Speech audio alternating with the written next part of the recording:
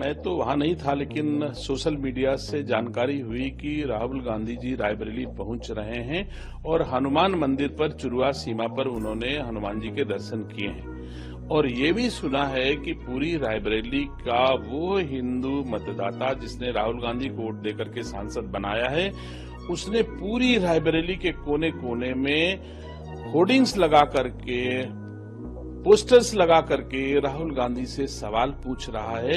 मैं उम्मीद करता हूं राहुल गांधी जी अपने मतदाताओं को कम से कम उनके सवालों का जवाब आज आए हैं तो जरूर देंगे। लेकिन मैंने ये भी देखा है कि राहुल गांधी बड़ा डरते डरते हुए रायबरेली आए हैं। पहले उनको अमौसी एयरपोर्ट पे उतरना था, डर लगा कि अमौसी के रास्ते में कहीं कोई असुविधा न हो, तो फिर वो लखनऊ उतर गए, किसी को बताया नहीं। लखनऊ से बाय रोड पहुंचे हैं। पहले कार्यक्रम था कि रायबरेली में कई जगह जाएंगे आएंगे, लेकिन पता चला अब सारे कार्यक्रम सीमित करके उन्होंने सिर्फ भुए मऊ अपना जो घर है उसी घर के भीतर लोगों से भी मिलेंगे, उसी घर के भीतर अधिकारियों से भी मिलेंगे, उसी घर के भीतर से सेवा करेंगे, ऐसा मैंने सुना है। तो ये भाव मुझे ऐसा प्रतीत होता है कि राहुल गांधी जी डरे हुए हैं। जो दूसरे को कहते हैं डरो मत डराओ मत, आज डरते डरते रायबरेली आए हैं। ये उनका आचरण व्यवहार है जो उनको डरने पर मजबूर कर रहा है।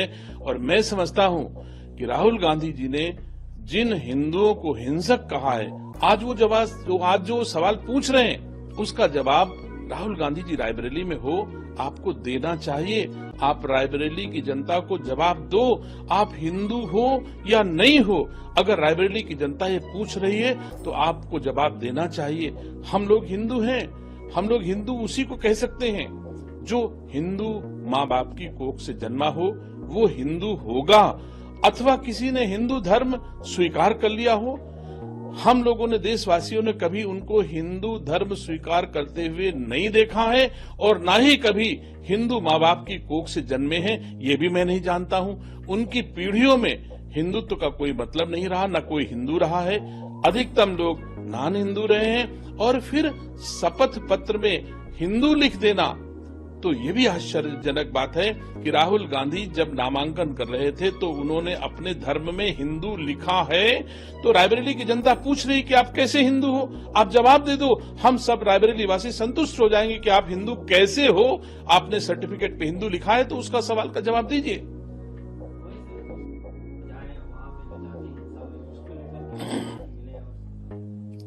राहुल गांधी जी को मणिपुर दिखाई देता है। राहुल गांधी जी पश्चिम बंगाल भी देख लो, जिनके समर्थक हो और जिनकी सरकार आपका समर्थन करती है, पश्चिम बंगाल में किसी मणिपुर से ज्यादा अन्याय जुल्म जनता पर हो रहा है। बदले की भावना से जितना पाप पश्चिम बंगाल में हो रहा है, राहुल गांधी बोलो तो कम से कम उस पर बोलो।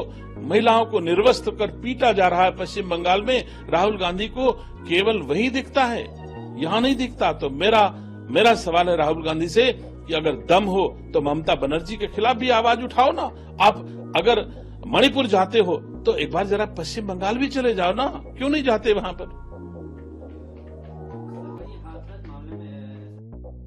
उत्तर प्रदेश में सरकार योगी आदित्यनाथ जी की है और भरोसा करें कि किसी भी कानून तोड़ने वाले व्यक्ति को सजा हर हालत में मिलती है।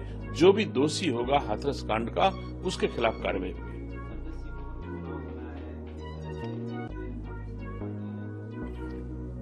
आप सब जानते हैं कि लोकसभा के चुनाव के भ्रम को 10 सीटों से नहीं देखा जा सकता।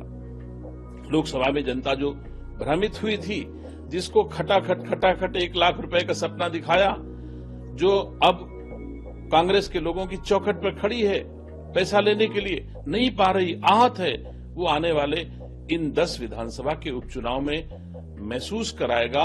और चाहे उपचुनाव हो और चाहे आम चुनाव हो, किसी भी चुनाव में अब भ्रमित जनता नहीं होगी। भारतीय जनता पार्टी का साथ देगी, मोदी जी का साथ देगी और योगी जी का साथ देगी। और ये जो भ्रमित करने वाले लोग हैं, इनको अनुकूल जवाब अब उत्तर प्रदेश की जनता, देश की जनता जरूर देगी।